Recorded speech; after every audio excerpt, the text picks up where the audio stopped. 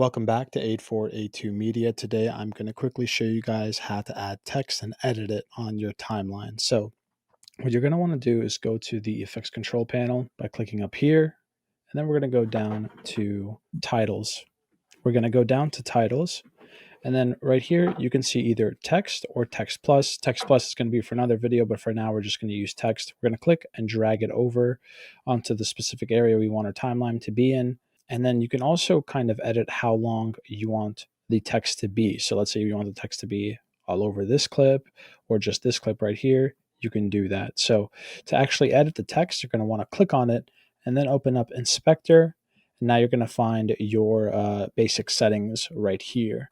Let's say the title of this video is going to be podcast.